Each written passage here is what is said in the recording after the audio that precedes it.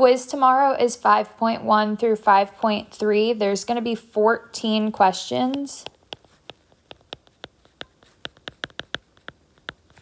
No special right triangles.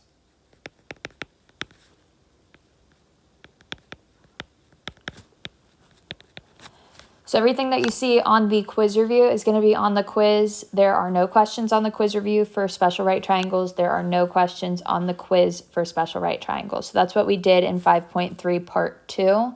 But you do need to know reference angles from 5.3 part 2. But there are no special right triangles like we did yesterday. You will also get to use your calculator for the quiz tomorrow. So bring your calculator. So the first set of questions, we're converting from radians to degrees or degrees to radians. When we convert from radians to degrees, we multiply by 180 over pi.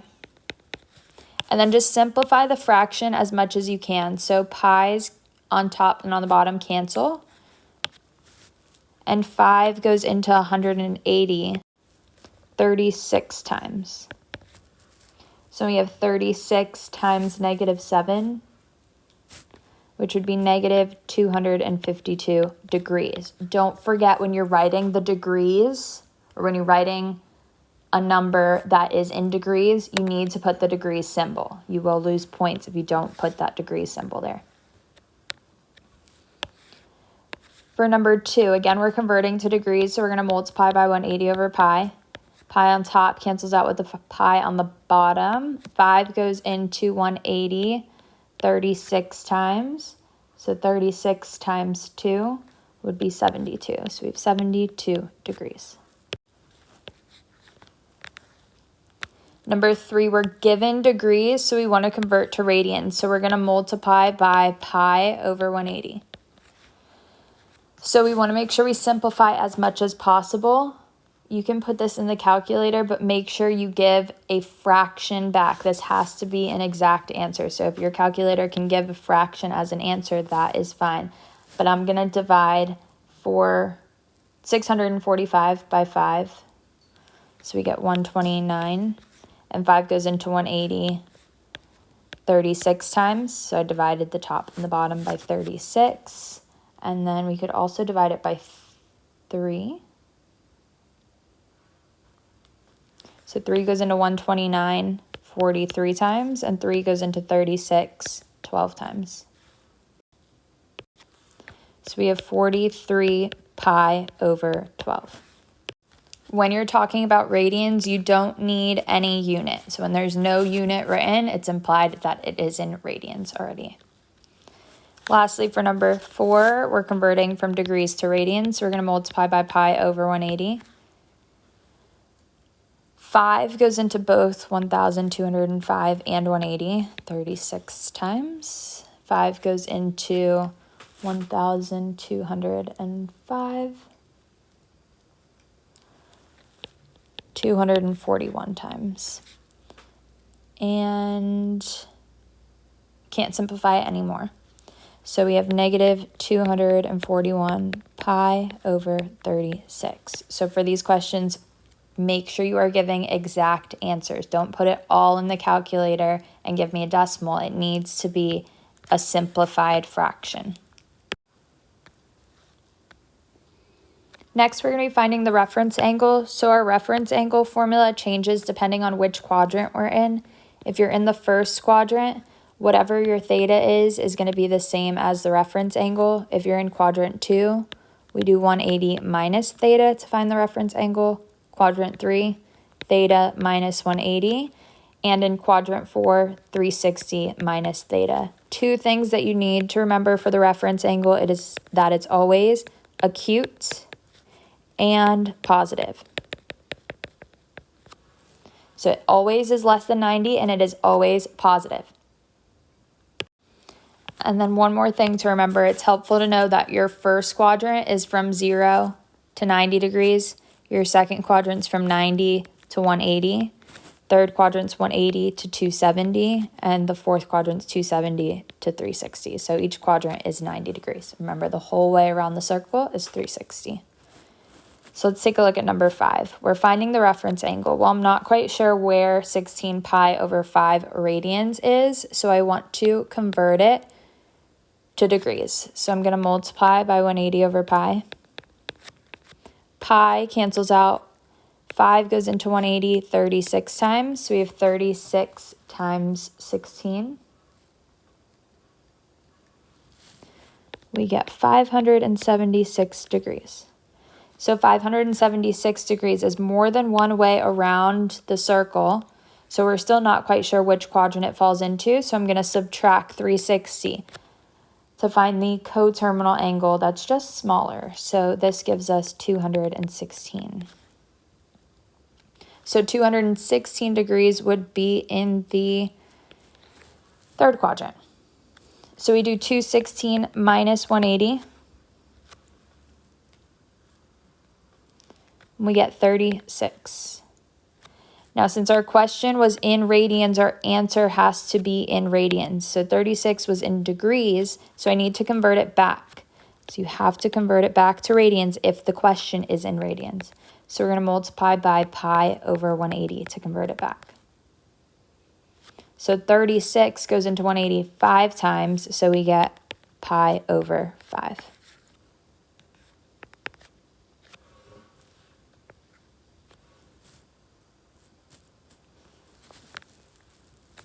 For number 6, we're going to do the same thing.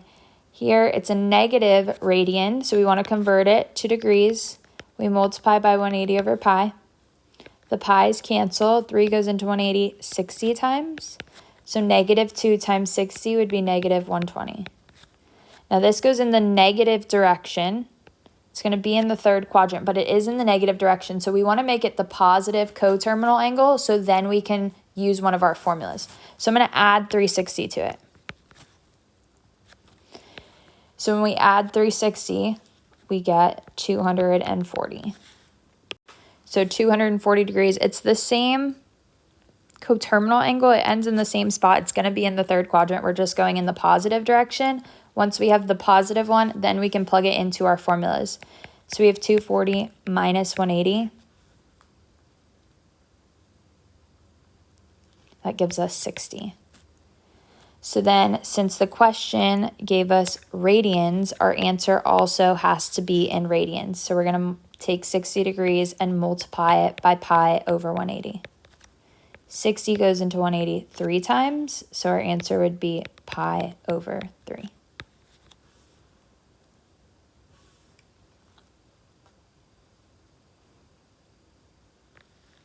Seven's the same thing. It's given to us in radians, so we have to convert it to degrees. So we're going to multiply by 180 over pi. Pi's cancel. 3 goes into 180 60 times. So we have 28 times 60. So it would be negative 1,680. So this is going in the negative direction, more than one way around the circle. We want to keep adding 360 until we get a positive answer, and then we can tell which quadrant it's in and just plug it into our formulas. So I'm going to add 360. We get negative 1,320. I'm going to add 360 again. We get negative 960. Add 360 again. We get negative 600, we're getting there. Add 360 again. We get negative 240, and add 360 again. We get 120. So 120 falls into the second quadrant. So in our second quadrant, we do 180 minus 120. So that gives us 60 degrees. Now, our question was in radians, so the answer has to be in radians, so we have to remember to convert it back. So I'm going to multiply it by pi over 180. So 60 goes into 180 3 times. So this would be pi over 3. So that would be our reference angle.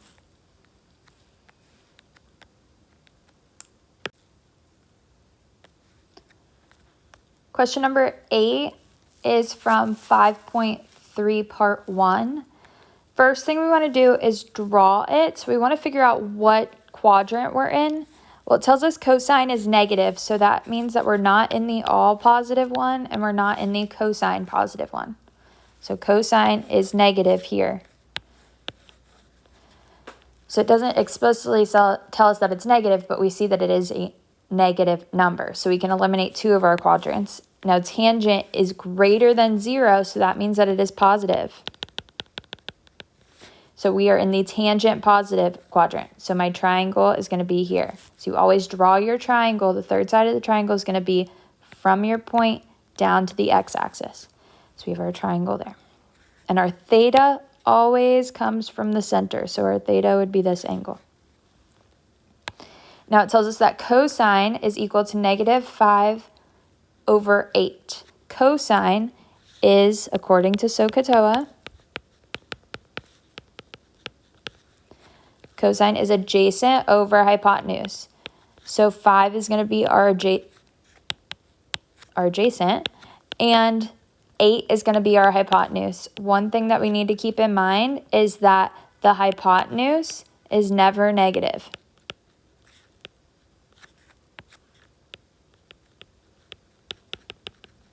So that negative is going to go with the 5. So our adjacent, so next to theta, is going to be -5, and our hypotenuse is 8. We're missing one of our sides, so we need to do Pythagorean theorem to find it. So we can call it O squared because it's our opposite. So O squared plus -5 squared is equal to 8 squared. Remember, it's always equal to the hypotenuse squared. So -5 squared is 25. Is equal to 64. We're going to subtract 25 on both sides. So O squared is 39. We take the square root. So our opposite is the square root of 39. Now we always have to double check our sign. Since the line is going down, it's going in the negative direction, so it'd be -39. But we can also double check that at the end too. So let's find our trig functions. So sine, we know, is opposite over hypotenuse. So once we draw the picture, you don't really need to know that it's y over r if you draw the picture. If you just write it as x equals, y equals, and r equals, and you don't draw the picture, then you need to memorize which one's which. So cosine, since it's x over r, our x was given as -5, our r is 8, and then we just found our y, which is square root 39, negative square root 39. So you could either draw the picture or write it out as x, y, and r, but if you do x, y, and r, you have to memorize which trig function is which. So sine is y over r. But if you draw the picture, you just need to know that sine is opposite over adjacent. So we're going to use our picture here. So opposite is negative square root 39 over hypotenuse, which is 8. We don't have to rationalize here because the square root is not in the denominator, so we're good there. Cosine is adjacent over hypotenuse. That one is actually given, so we have -5 over 8. And tangent is opposite over adjacent, so square root 39 over 5. Negative square root 39 over -5, which turns into positive square root 39 over 5. We're going to do the same thing for the reciprocals, which is flip them. So for cosecant, that goes with sine. We have 8 over negative square root 39. We have to rationalize when it's on the bottom, so we're going to multiply the top and the bottom by square root 39.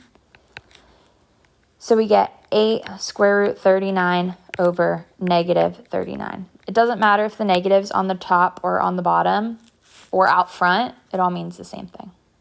So as long as you have a negative in there. Secant, we're going to flip cosine, so that would be 8 over -5. And then cotangent, we flip tangent, so 5 over square root 39. We need to rationalize this one too, so we're going to multiply the top and the bottom by 39. We get 5 square root 39 over 39. Last thing we want to do always when you're finding your 6 trig functions is check the signs. We have all students take calculus. Let me draw it again here so we can see it a little bit better. All students take calculus. We said we were in the third quadrant. We're in the third quadrant here. So that means that tangent is the only thing that's going to be positive. Everything else is negative. So we have tangent positive, cotangent positive, because tangent and its reciprocal are both positive. Everything else is negative. Cosine's negative, sine is negative, cosecant's negative, and secant's negative. So we're good. Next question says, find the area of the triangle having the given measurements round to the nearest square unit. The formula here is wrong. It is sine of the angle. So you multiply both the sides together times the sine of the angle that's given, and then divide it by 2. So looking at number 9, plug everything into your formula. We have our area is equal to 15 times 5 times sine of 30 over 2. We can just plug all of this into our calculator. So sine of 30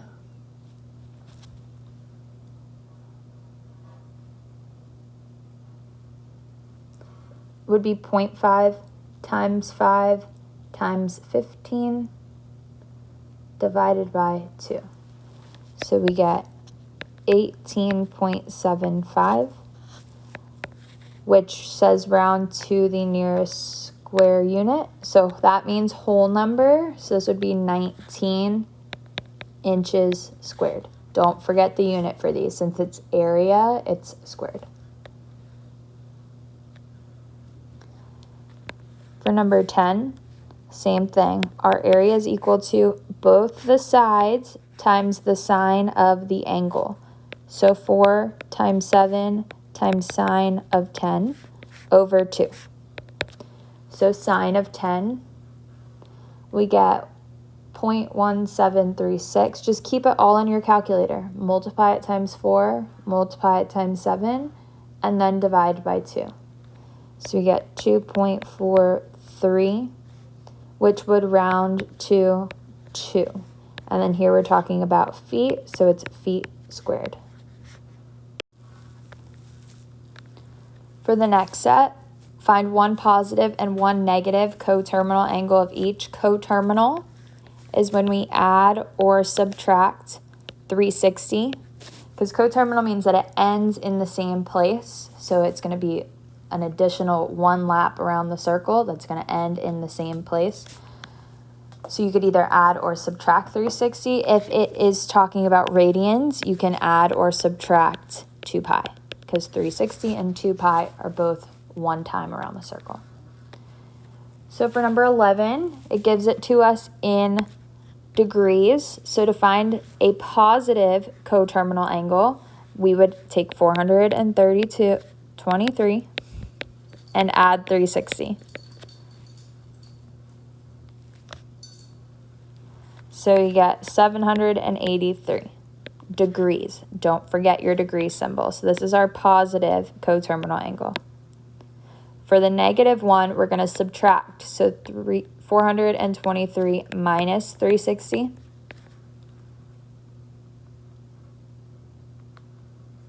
We get 63. Now 63 is also positive, so this would count for a positive coterminal angle, but it's not a negative one, so we have to subtract again. So subtract 360 again. We get negative 297 degrees. So this would be our negative coterminal angle. So just make sure when you are writing a positive and negative that you have a positive number and a negative number. There are multiple different possible answers for these. If you wanted to write 63 as your positive one, that's fine too. 63 would also be right. Just make sure you put the degrees on it. So these are both correct positive coterminal angles. But if you listed one of them for a negative coterminal angle, it would be wrong because it's not a negative number.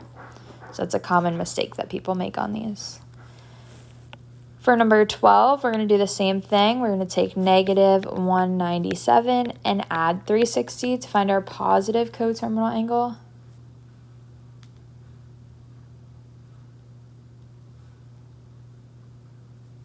So we get 163.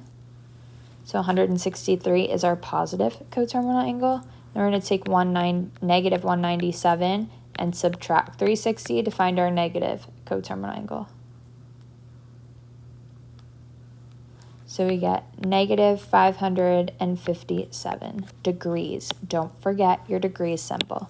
So we have one positive and one negative coterminal angle.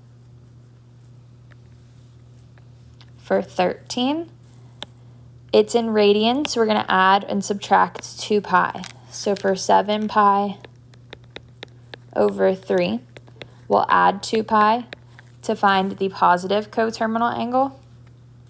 When we add fractions, we need a common denominator. So I'm going to make it 2 pi over 1, multiply the top and the bottom by 3. So it's 6 pi over 3. 7 pi plus 6 pi would be 13 pi over 3. So that would be our positive coterminal angle. We're going to subtract to find our negative coterminal angle. 7 pi over 3 minus 2 pi. Same thing, we need to switch 2 pi to have a common denominator, so we're going to make it 6 pi over 3. 7 pi minus 6 pi would be 1 pi, so pi over 3. Again, this is not a negative radian, so we have to subtract again. So minus 2 pi again.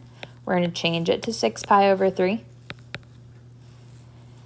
Pi minus 6 pi would be negative 5 pi over 3.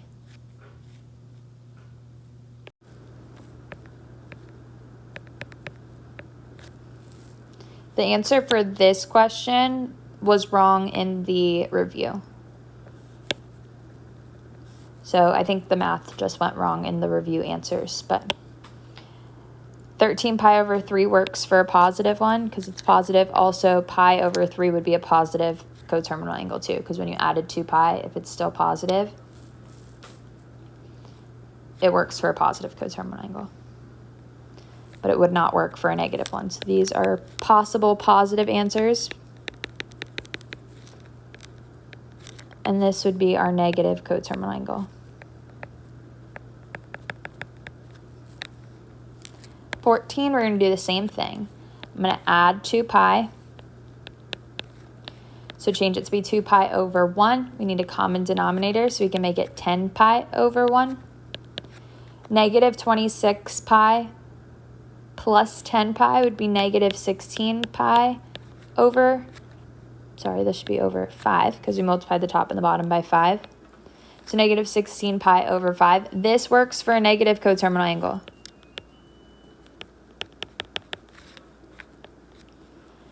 So we found our answer for negative coterminal angles when we were actually trying to find a positive one. We're going to add 2 pi again because we still have not gotten to our positive coterminal angle. So we're going to change it to have a common denominator. We'll make it 10 pi over 5. So this would be negative 6 pi over 5. Again, this would also work for a negative coterminal angle. But it's not positive, so it doesn't work for a positive one. We're going to add 2 pi again. Need a common denominator, so we'll make it 10 pi over 5. We get positive 4 pi over 5. So this would be our positive coterminal angle. So we have two different answers for negative coterminal angles. If you wanted to take negative 26 pi over 5 and subtract 2 pi, you could find another coterminal angle. There are many, many different answers for each of them. Just make sure when you're giving a positive answer that it's a positive number, and if you're giving a negative answer that it is a negative number. So just check your signs. We need a positive and a negative, one of each. There are many different possible correct answers for both of them, but just make sure you give what it's asking for. All right, for 15, we're going to find the exact value of all 6 trig functions. So looking at our triangle here, we're missing a side. So theta's up in the top. So always important to know where your theta is, because that'll help us with what's opposite, adjacent, and hypotenuse. So let's find our missing side first. So our sides are square root 5. So square root 5 squared plus, we can call our missing side x squared, and that would be equal to our hypotenuse squared, which is 6.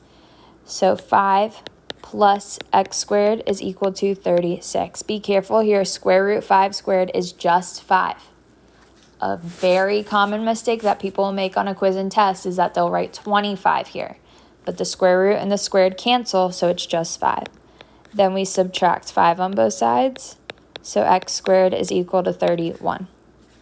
Take the square root, so x is equal to the square root of 31.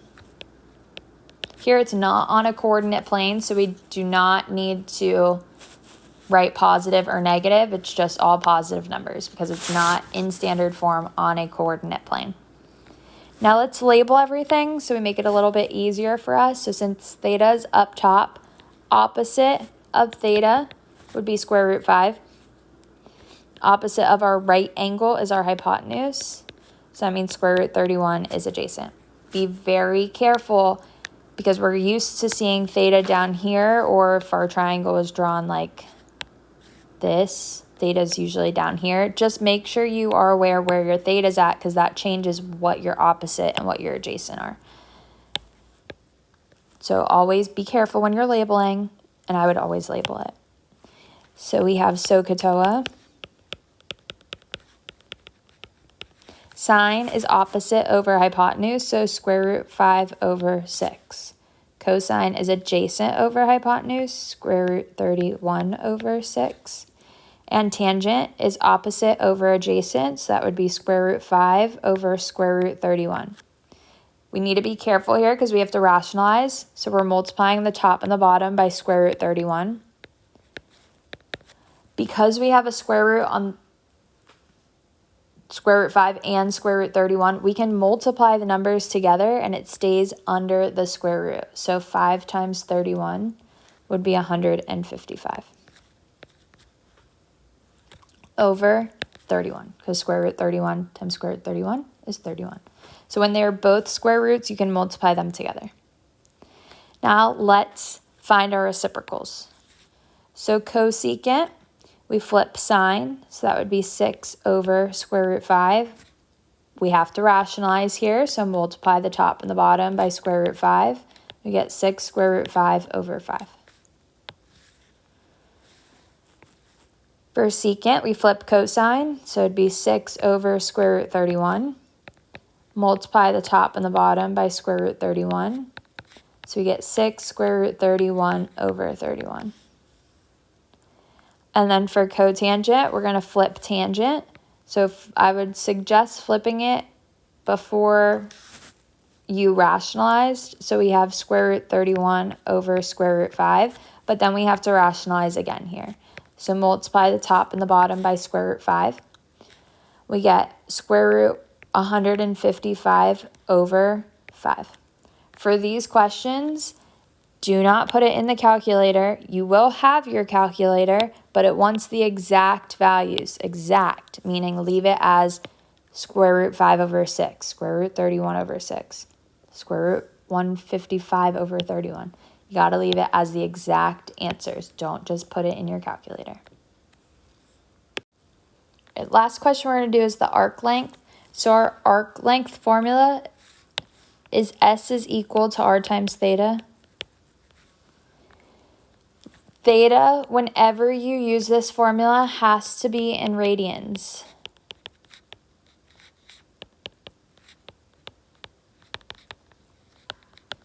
So whenever you plug it into the formula, it has to be in radians. The question could ask you to leave it in degrees, but then you just have to convert it to degrees. So anytime you use the formula, your answer has to be in radians. So for this question, it gives us theta as 145 degrees. So that means that we have to convert it to radians. So we're going to multiply by pi over 180 and simplify. 5 goes into 145 29 times, and 5 goes into 180 36 times. And that's as much as we can simplify. So our theta is 29 pi over 36. So for our arc length formula, we have S is equal to R times theta. Our R is 7. So 7 times 29 pi over 36. So when we put this into the calculator, I'm going to multiply 29 times 7. So we get 203 pi over 36. So this is our arc length. It's in centimeters because our unit was centimeters here. If it asks us for the exact answer, this would be the exact answer. If it says like round to the nearest whole number, you want to put it in your calculator. So if the question says round or round to 3 decimal places, whatever it might ask, you want to actually put it all in your calculator and multiply it out. So when we put it in the calculator, we get our arc length is 17.71, which when we round to the nearest whole number, we'd get 18 centimeters. So don't forget your unit. So it depends if it asks for the exact answer. That's just as simplified as your fraction can be. If it says to round, that's when you put it in the calculator. Now this question doesn't ask for it, but let's find the area of the sector while we're at it. So our area formula is A is equal to R squared theta over 2.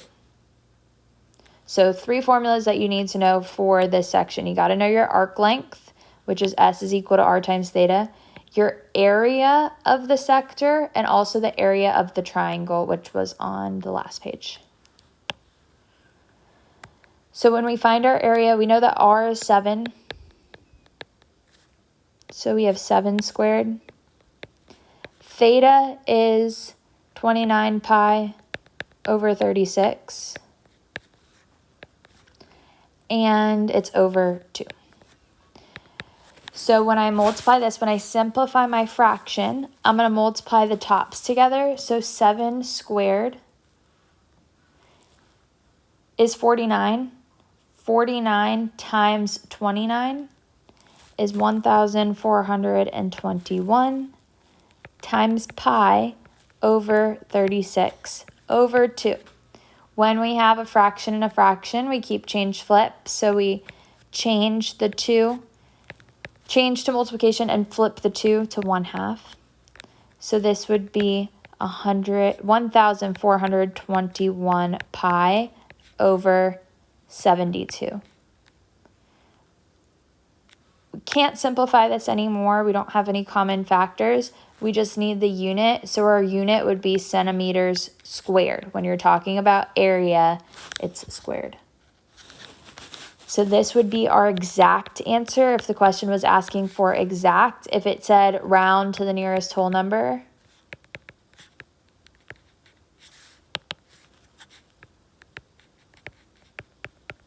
we'd want to put it in the calculator. So when you put it in the calculator, you get 62.002.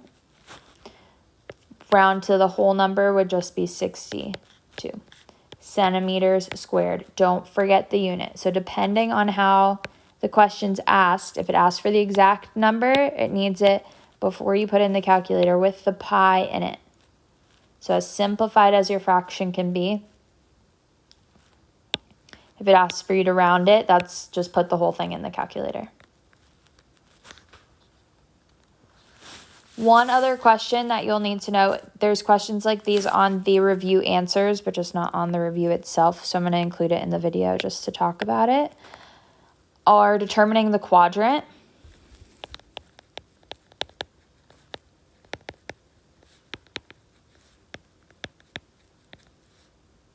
So these were in the notes, but just to practice a couple extra, let's say, I'll call this number 1. Let's say we had sine of theta is greater than 0 and cosine of theta is greater than 0. So this one's a little bit different than the one in the answer key on the review, but we'll just do this one. So we need to know all students take calculus. If sine is greater than 0, that means that it is positive. And if cosine is greater than 0, it's positive. So if sine is positive, we can eliminate the tangent is positive quadrant and the cosine is positive quadrant, because sine is only positive in the sine and the all positive one. If cosine is positive, we can eliminate the sine as positive one. So that means that we are in quadrant 1, the all positive quadrant. Let's do one more. Call it number 2. Let's say cosecant is greater than 0 and cosine is less than 0. So again, I changed the question from the one in the answers for the review, just to make it a little different so you can practice. So cosecant goes with sine. Let's label our quadrants. We have all students take calculus. If sine is greater than 0, it means that it's positive. So sine is only positive in the sine quadrant and the all positive one, so I can eliminate the other two. If cosine is less than 0, that means that it is negative. So we're not going to be in the all positive one, we'd be in the sine is positive. So just sine and its reciprocal are positive. So that would be quadrant 2. Remember, the quadrants go starting in our positive x and y coordinate. This would be quadrant 1, quadrant 2, quadrant 3, quadrant 4. And then it goes starting in quadrant 1, all students take calculus. So that's your review for your quiz tomorrow. 14 questions. Don't forget your calculator. It'll help with some of the multiplication stuff, but also some of the questions might ask you to leave your answer in exact, where you just have to simplify the fraction. So know how to simplify the fraction. Again, you can use your calculator, but you can't just throw it all in the calculator and give me a decimal. It's got to be an exact answer.